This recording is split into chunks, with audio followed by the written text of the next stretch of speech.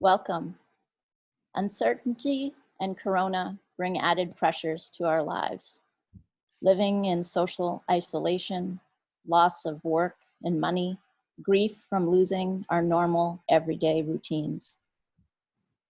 Hello everyone, and thanks for joining us for this Facebook Live conversation, Coping with Corona. My name is Gabe McPhail, and I am currently serving as the town's Emergency Operations Center Community Outreach and Volunteer Coordinator. I'm joined today by my friends Avrum Weiss, a psychologist who works with the ICMS behavioral health providers, and Kelly Richards, who teaches stress relief and compassion meditation to adults and kids. Avrum and Kelly, thanks for your willingness to have this important conversation. Happy to be here. Thank you, Gabe. Thank you both. So we're having this conversation today on Zoom, and Kelly, you're at your home on Chestnut Street. I am at the Emergency Operations Center, or the EOC as we call it, at the town office. And Avrum, you have a house on Pleasant Street, but you're actually joining us from Atlanta, Georgia. But I know that you're really looking forward to being back here year-round once the worst of this is over. Yeah, we are scheduled to move in June. We have our house for sale, but like everything else, we'll see. Great. Well, thanks again to both of you. Could we start out by having each of you share a little bit about the work that you do and what perspective you're bringing to the conversation today? Sure. Many of you know that I teach mindfulness to the pre-K through 5th grade classes at the Final Haven School. You probably don't know that I work with adults to develop personal practices they can use to support themselves. And that I've also worked for quite a long time on a K-12 curriculum, which teaches attention, training, emotional regulation, and the ability to understand other people's perspectives. Great. Thanks, Kelly. Avrum?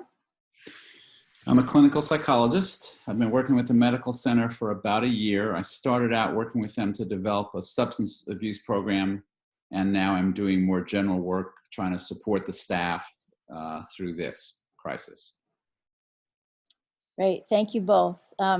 So let's dive in. How would you guys like to begin? Avrum? Sure. I want to talk briefly, because we want to leave time to hear from you and answer whatever questions you have. And I want to talk about a few things. I want to talk about some of the obvious things like fear and anxiety. And then also what you might not have thought about, talk a little bit about isolation and the cost of isolation. So you've all heard of the fight or flight reaction. It's what your body does, what our bodies do when you're under threat. And it's particularly challenging when flight is not really an option. And this is one of those cases, not only being on an island, but because you can't see it, you can't taste it, you can't touch it, you can't know where it's coming from. So unlike a lot of dangers, flight's not really a choice for us.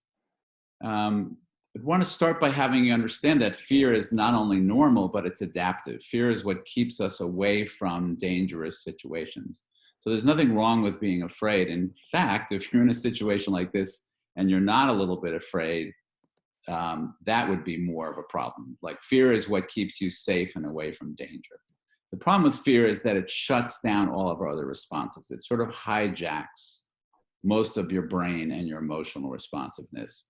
So that one of the things that kind of goes offline is all the resources are devoted to keeping you safe from whatever danger is at hand. So critical thinking, problem solving, and other emotions sort of get shut down so that everything can be devoted to facing fear. Anxiety is more general and less specific than fear, and less helpful. If you think about it, anxiety is almost always about not what's happening now, but about what you think might be happening in the future. Okay? So while fear is adaptive because it helps us to cope with something that's happening in the moment, anxiety can oftentimes be more of a problematic response because it's about things that aren't happening. It's about things that we worry might happen. People often wonder how much anxiety, when does it become a problem? When is my feeling anxious a problem? And there's a pretty simple rule of thumb to apply to that, which is it all has to do with how much it's affecting your life. If you're feeling a little anxious and you're still sleeping and you're still eating and you're still talking with friends and your mood, then that's fine. But if you start to not be able to sleep and you can't concentrate and you can't work and you're snapping and irritable to people, then we start to think that maybe you're having more anxiety than is helpful for you. We all have mechanisms that we use for coping with anxiety. Kelly's going to talk with us today and teach us some new ones. It's something we should all be practicing on a regular basis. One of the things about fear and a fight or flight situation is because all our energy goes to protecting ourselves, we don't really let ourselves know how frightened we are and how stressed we are. So take it for granted. Assume that you are under a lot more stress than you are aware. You're under a lot more stress than you think you are. Lastly, I want to say that under duress, under times of stress, people tend to, unfortunately, stop doing the things that they most need to do during times of stress. So let me just run through some of the things. You could even stick this on your refrigerator as a reminder to yourself. So there are just a few basic things that, even though in your mind you might say, well, I can let that go, I don't need that. These are actually things you should be paying attention to every day. The one that often gets neglected is sleep. It's very clear that we all, underline all, need at least 7 and preferably 8 hours a night of sleep.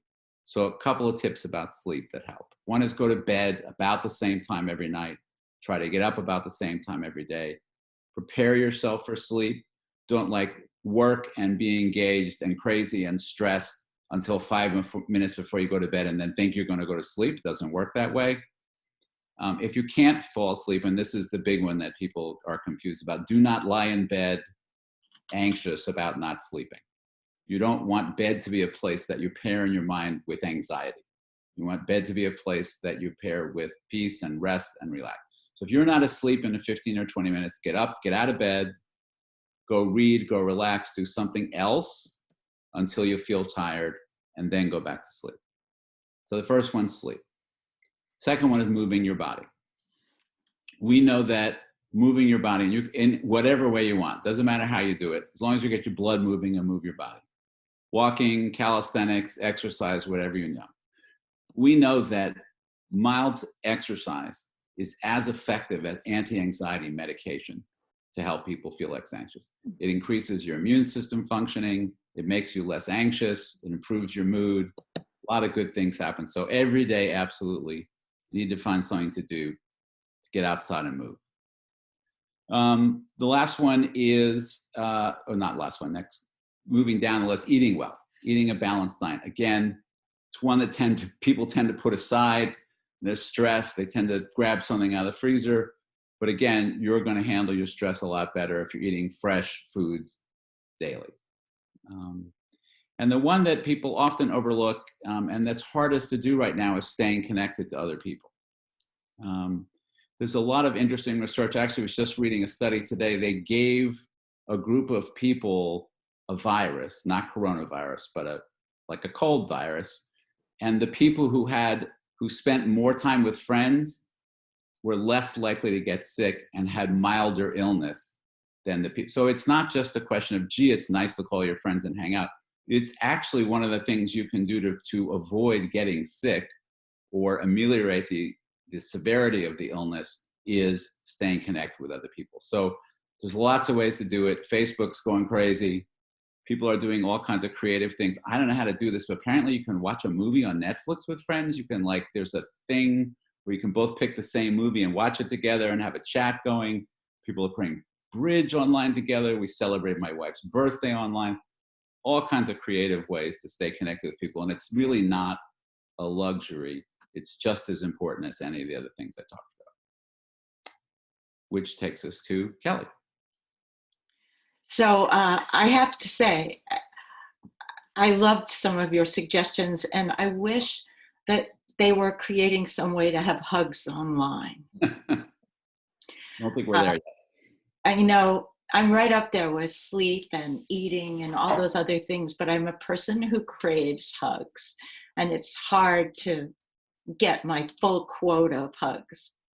Well, my dog's been getting a lot of love. Yeah, yeah. So I want to tell a little story to actually, it's really just an illustration of what Avrum was talking about, but it will lead into what I want to say. It's a story about zebras and the human brain. And it goes like this.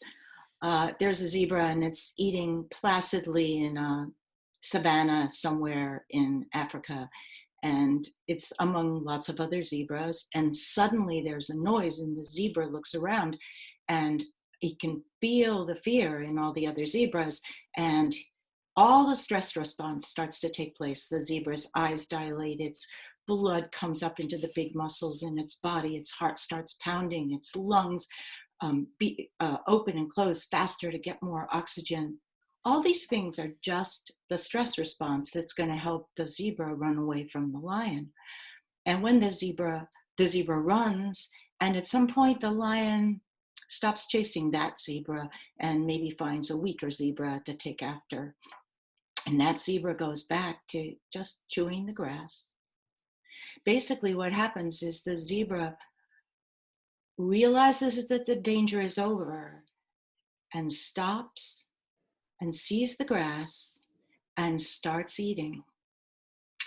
When humans, and all of us, our bodies naturally regulate themselves when the stress is over, then we go back to rest and digest, the ability to take care of ourselves.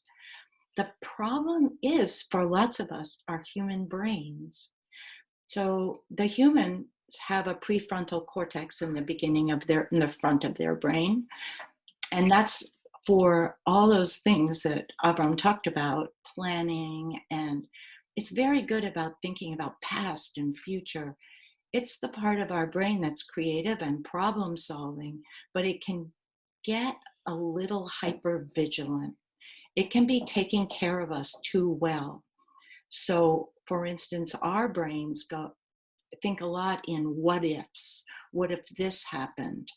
Our brains tend to replay something that happened. So if you took our brain and you put it in a zebra, the zebra, instead of looking at the grass and going, oh, I'm hungry, the zebra would go, oh my God, did you see that lion? That was the scariest lion I have ever seen. I'm going to take all these actions so I never have to see another lion like that.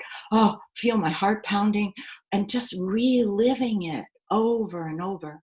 That's what our brains do, and they're very good at it. It helps us survive as a species, but it is not very good for us as individuals because it's the kind of thinking that keeps us awake at night. So, luckily, we can use our same brain that causes that trouble for us to help with the solution. We can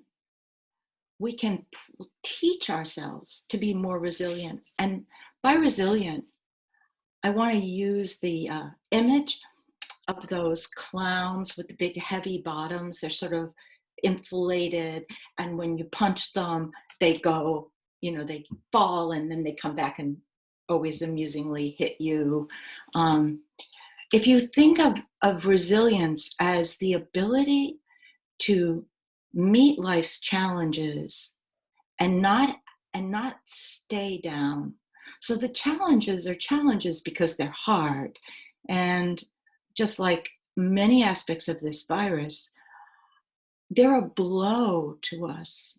They hurt. But resilience is the ability to come back, and it's not about being necessarily optimistic or easily pleased or unrealistic about what's going on. It's more the ability to pick yourself back up. So I want to show you a small picture. This, is our resilience zone. So we go all day long kind of up and down in this zone. We you can think of it as energy. Our energy rises, it falls. Maybe in the morning we wake up, we don't have much energy.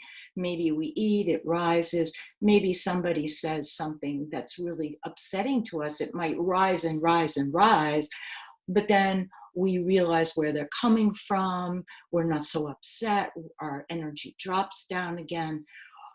We naturally self-regulate all the time. But something can happen. So I have this blue lightning right here. Something can happen that bumps us completely out of our okay zone, which is in the middle, and up into way too high or way too low.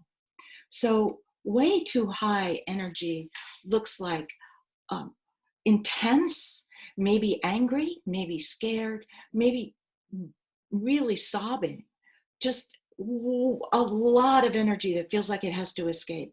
And way too low can look like pulling the covers over your head, not wanting to do anything, wanting to sort of sit. It's the place where you know you should get out and get some exercise, but it's really hard to do. So the trick for us is to keep ourselves in the okay zone or the resilient zone. And when something knocks us out of it, how do we get back into it? So the thing I'd like to suggest is that there are two really powerful ways to get ourselves back into our resilient zone. And I better say first, all of us have strategies that may work. Like we listen to music, we go for a walk, maybe. But let's just use those two. We listen to music, we go for a walk. But sometimes we need something that's much more immediate to help us back into our resilient zone. Maybe to get us back so that we can even imagine going for a walk because we don't feel like going for a walk, because we're way too low. So the people that have taught me this have been working with trauma and community resilience for a long time, and they have a series of strategies that they call Help Now. And I'm just going to teach you one of them. All of their strategies are based on using our senses to get us connected to the present moment and out of our heads.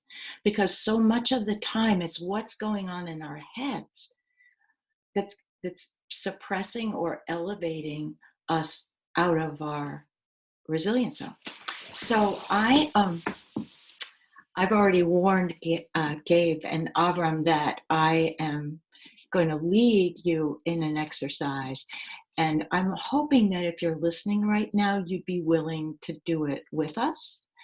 I'm going to close my eyes probably because it helps me pay attention. I just invite you to do that if that's comfortable for you. And you're going to begin by checking in to your body right now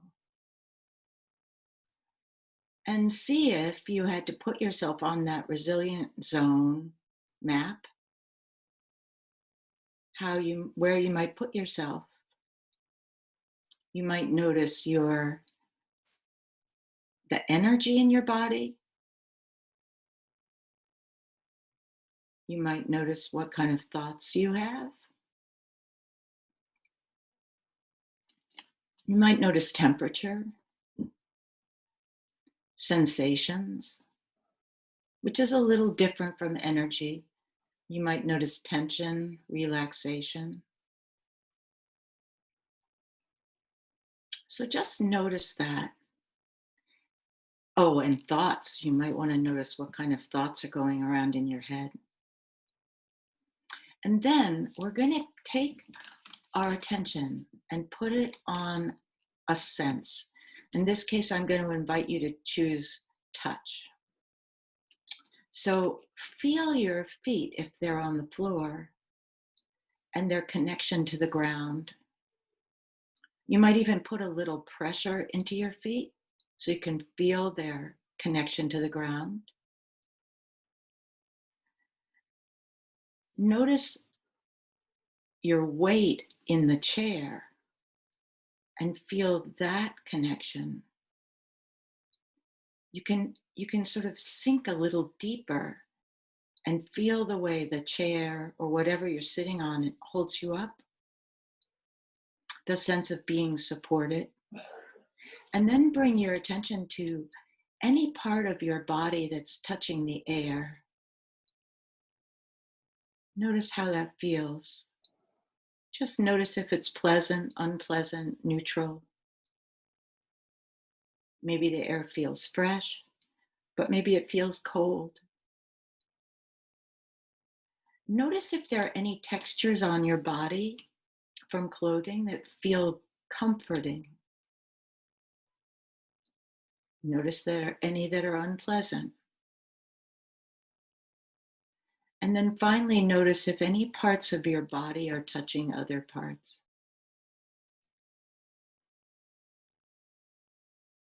And then you can open your eyes. That's the first exercise. It's often called grounding. Any response to how you felt doing that, Avrum or Gabe? It's certainly relaxing. Yeah, I felt very relaxed as well. Yeah. Of peace.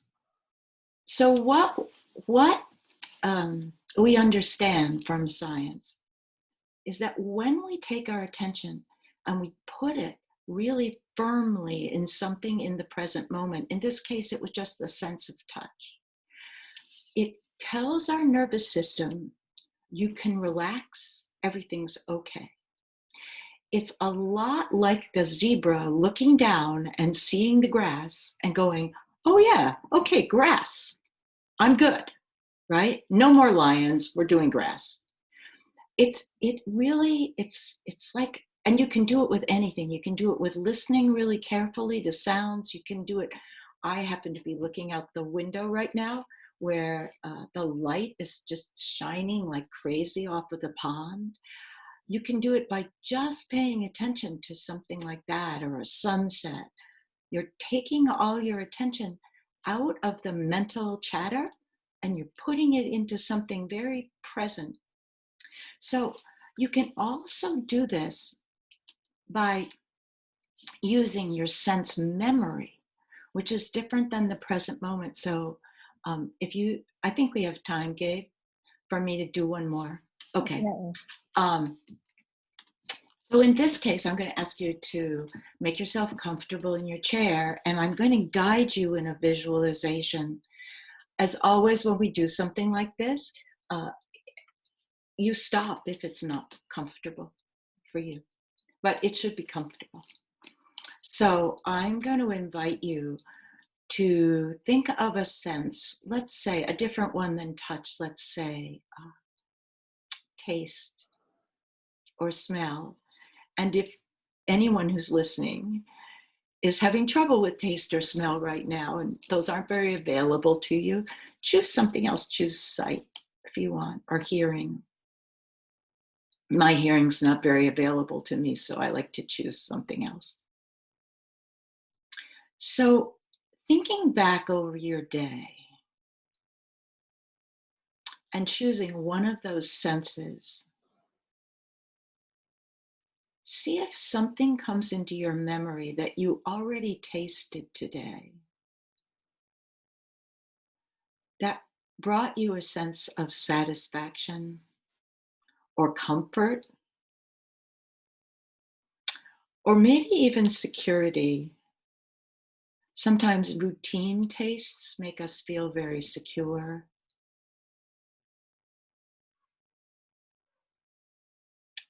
Notice if something comes into mind, and it could also be a smell or something that you saw.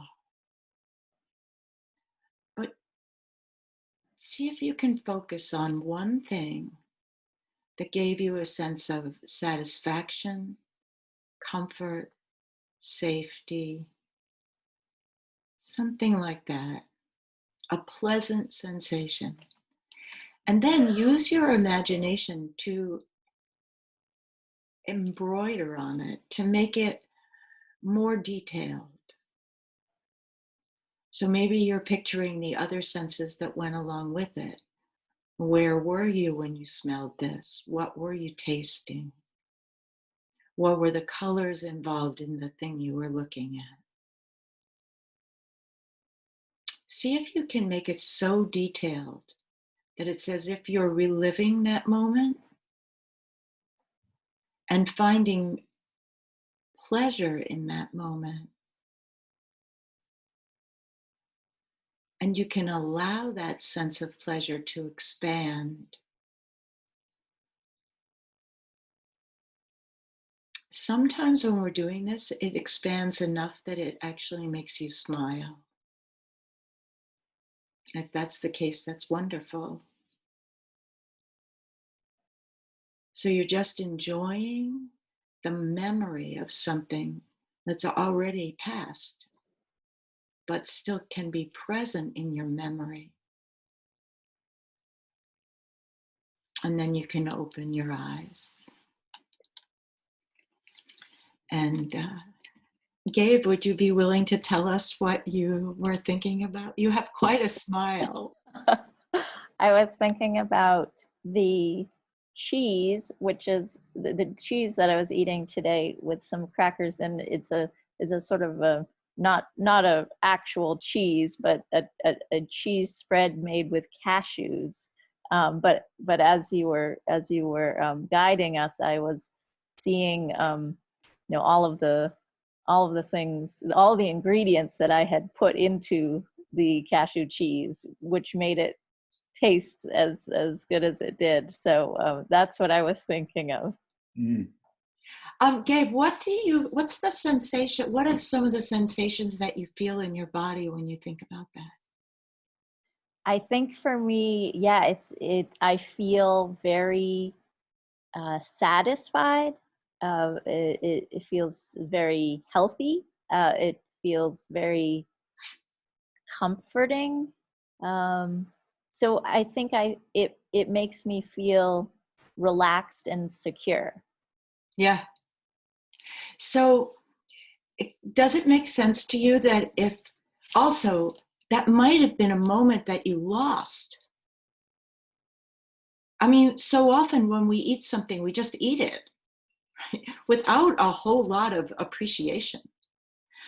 But that moment, even if, say, you had happened to be busy when you were eating it, you can often go back and have the experience again with deeper appreciation. And what we're doing, as I understand it, is building actual neural pathways in our brain that support us in well-being, that actually strengthen our sense of being resilient and strong in the moment. If any of us practice this frequently, we develop an ability that stands us in good stead when we're really upset, so that we can ask ourselves when we're struggling to think of something that brings us more pleasure, and just interrupt for a moment that tense, tight feeling. And in that gap, we can put in something that feels softer and more relaxed and just gives our body a rest from anxiety. Avrum, what were you feeling? I went in a whole different direction. I didn't get past your describing the water on the pond. I went with that, and it just took me to remembering how peaceful it feels to see the sun on the water on the pond. Mm. A little different than the view I have here in Atlanta. Yeah. So were you able to connect with any physical sensations when you were doing that? Yeah, the way the air smells Mm. and how it feels as it goes in your body.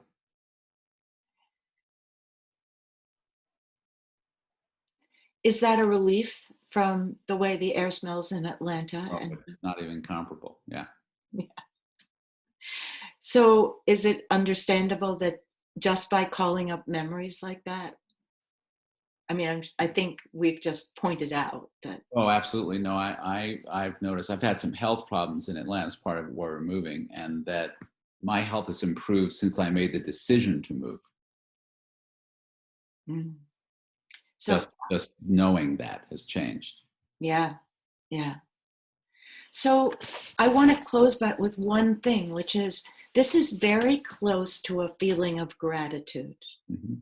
And there's a lot of research that tells us that a very simple gratitude practice, like as simple as deciding that every day before you go to sleep, you're going to think of a couple of things to be grateful for, that inside of 3 weeks, the people who were doing that practice actually had less stress hormones in their saliva at the end of those 3 weeks than when they started. I mean, that's an amazing indication of how such a small thing can support us. But it's very important to make it a practice and not, if you can, that's the way to really strengthen yourself rather than occasionally. So So, can I yeah, add an example which actually would kill two birds with one stone? yes, When you think of an appreciation, or when you think of another person appreciatively, pick up the phone and call them. yes, Both experience the appreciation and the gratitude and connect with another person. So yeah, you get a twofer. yeah. And one more thing in line with that is if you're in a group of people, so those people who are home with a family, if you can make gratitude something that you practice together, you all benefit. Because just like when Gabe was talking about the cashew butter, the cashew cheese, uh, I was getting this kind of, I was starting to feel really interested in tasting the cashew cheese, right? It's, they're mirror neurons, but we respond to each other. That, Hey, Avrum. You know, Go get the pizza. okay. I can't reach them on the phone. save some for me. I think Peter forgot this was recorded live. But so the very last thing is that it's really critical to take care of ourselves so that we can take care of the people around us, like going to get the pizza. That's wonderful. Yeah. Thank you.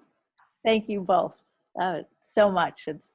This has been great. It's been relaxing. It's been informative. Just wonderful to be able to share this time with you and to learn from you as well. So thank you both.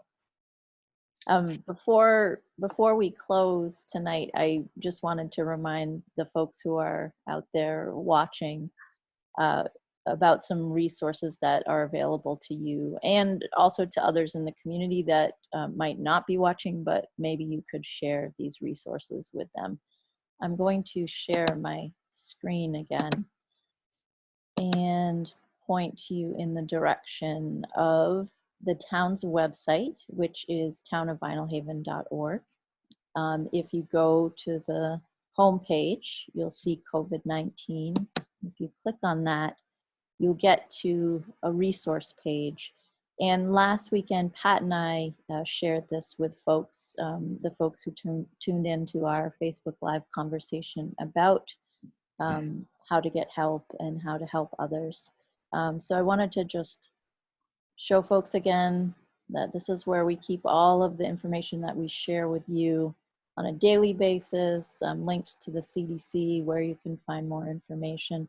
But I'd like to just focus on what Pat and I looked at last week and shared with you, which is a COVID-19 resource guide.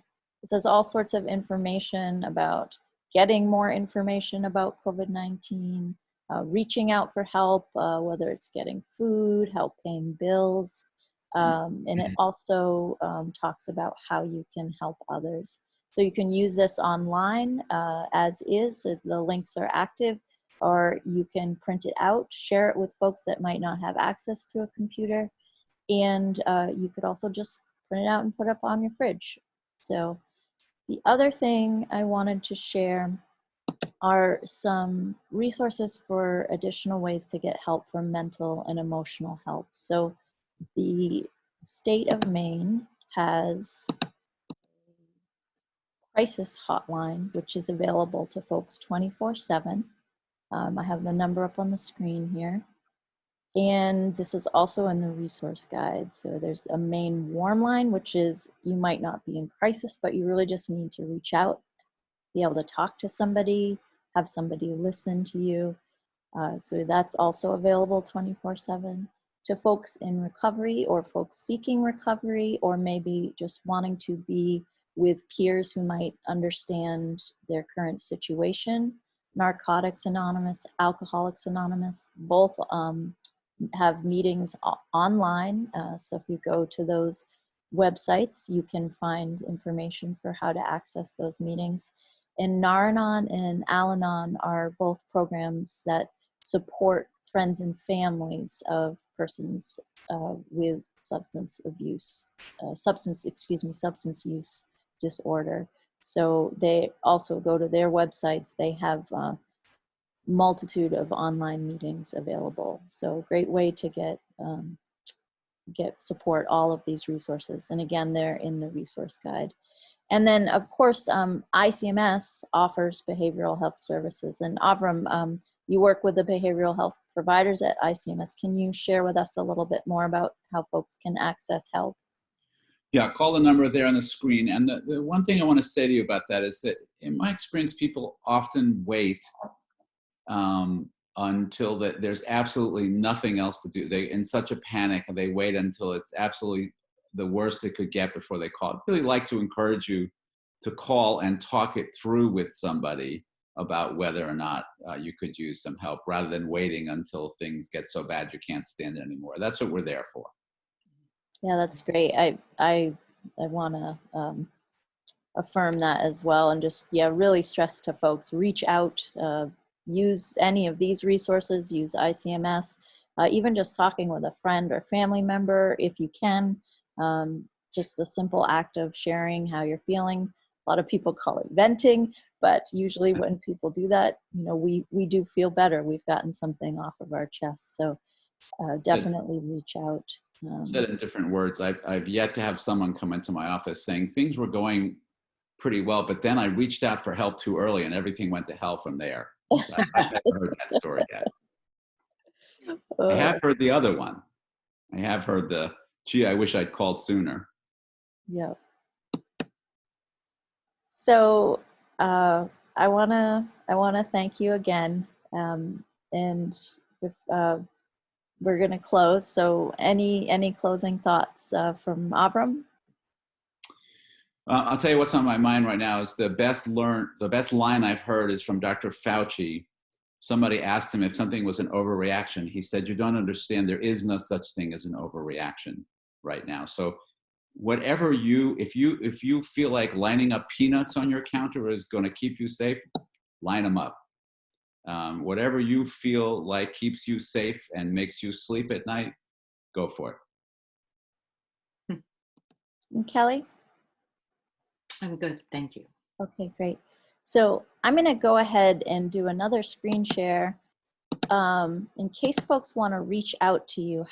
Kelly, how do they reach you? My email is up there. It's kelly.paideia@gmail.com, and paideia is a weird word. Do you need me to spell it? Sure, would you do that? It's spelled like the word paid, Paideia @gmail.com, and Kelly is just Y. Great, thanks. And Avrum, how can folks reach you? You see my email there, which is my medical center email, aweiss@icmsvh.org. Again, err on the side. If you have a question or something you want to run by somebody, I'm on email pretty regularly. I'll get it pretty quickly, and you'll get a response from me right away. Again, I would err on the side of reaching out rather than not. Super. And Kelly, I know you have some workshops that you're offering through Zoom that are free of charge to folks. Do you want to tell us a little bit about those? Yeah, and workshop might be making it bigger than it is. It's about a half an hour of a little guided practice like we did today, and a little time to check in with each other. One is for parents and kids on Wednesdays at 4:30. One is for friends and neighbors on Mondays at 4:30. And Happy to have anyone. folks can just email you to sign up for that? If you email me, then I will send you a link to it. Mhm. Super. Great. So one more slide for folks. I just want to leave you all with the contact information for the town's Emergency Operations Center.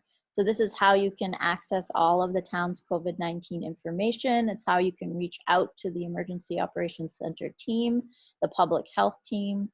Townofvinylhaven.org is the website. You can call us. You can leave a message if we are not in. We will return your call. It's 863-2168. The best way to reach us is through email, which is vheoc@townofvinylhaven.org. If you're watching us live, you know we have a Facebook page, which is this Town of Vinylhaven. We're also on Instagram at Town of Vinylhaven, and we are recording this conversation and we will post it on our YouTube channel, which is Town of Vinylhaven. So I just want to say to everybody, thank you for joining us. I hope you all have a good night, and please abide by the governor's stay-at-home mandate. Stay healthy and stay safe. Thanks, Gabe. Thank you, Gabe. Thanks, Kelly.